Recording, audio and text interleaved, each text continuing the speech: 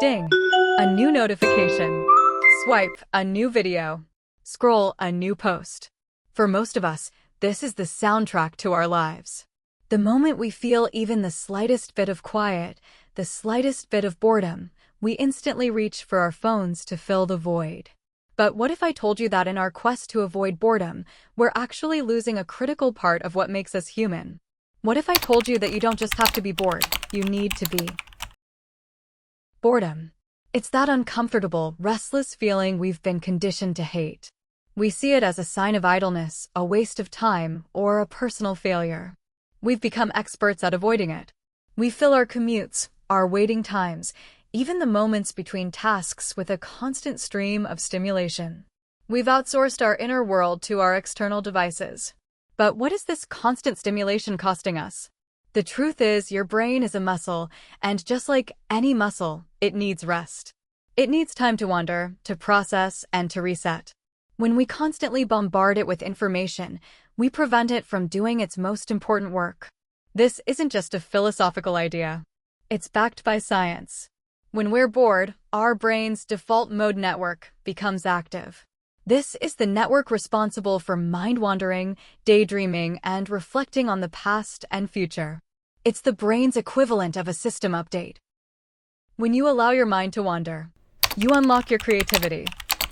Boredom forces your brain to seek internal stimulation. This is when your mind starts making new, unexpected connections between ideas, leading to genuine breakthroughs and innovative solutions. Think of all the great ideas that came to you in the shower, on a long walk, or while staring out a window. That's your DMN at work. You become a better problem solver. Mind wandering allows your subconscious to work on problems in the background without the pressure of a conscious effort. You might have been stuck on a work problem for hours, but a solution suddenly appears after you've taken a break and let your mind drift. You improve your focus. By embracing moments of boredom, you're essentially retraining your brain to be okay with periods of quiet. This strengthens your ability to concentrate for longer periods when it's time to get back to a demanding task. You're building your focus muscle by letting it rest and wander. Let me tell you about Alex. Alex was a productivity junkie, always on, always connected, and always multitasking. Every spare moment was filled with a podcast, a video, or an article. Alex was convinced this was the key to success. But he felt constantly stressed, overwhelmed, and like his creativity had hit a brick wall. He was busy, but he wasn't getting anything meaningful done. One day, Alex's phone battery died on his commute home. Trapped on a silent train, with nothing to do, Alex felt that familiar panic and discomfort. He sat there for 20 minutes, just staring out the window, watching the world go by. It was excruciating at first. But then, a funny thing happened. His mind, freed from the constant stimulation, began to wander. A seemingly random thought about a childhood memory led to a new idea for a work project. The simple act of doing nothing had given their brain the space it needed to connect the dots. Alex began to intentionally build boredom into his life. Putting his phone in another room while working, taking a walk without headphones, or just sitting on his porch with a cup of tea. It felt strange at first, but with each passing day, he felt a newfound sense of clarity, focus, and creativity. So, how do you reintroduce boredom into your life and unlock these benefits? It's not as simple as just not doing anything. It takes practice. Start small. Try a 5-minute boredom challenge. The next time you're waiting in line or riding an elevator, resist the urge to pull out your phone. Just be with yourself and your thoughts. Schedule boredom time. Intentionally block out 15 minutes a day in your calendar for unstructured time. This is time to do absolutely nothing. No phone, no music, no podcasts. Just you and your mind. Create a boredom box or a phone jail.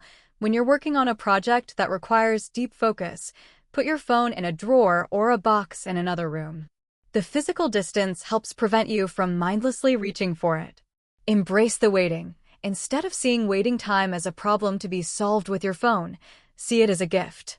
It's a free moment for your brain to rest and recharge. Go for a walk without a destination. Leave your headphones at home. Let your mind wander. Pay attention to the world around you. This simple practice can be incredibly powerful. The modern world tells us that every moment must be productive, filled with information, and optimized. But the greatest breakthroughs, the most profound ideas, and the deepest sense of peace often come from the moments of silence and stillness. Boredom isn't a sign of a boring life. It's a doorway to a more creative, focused, and resilient one.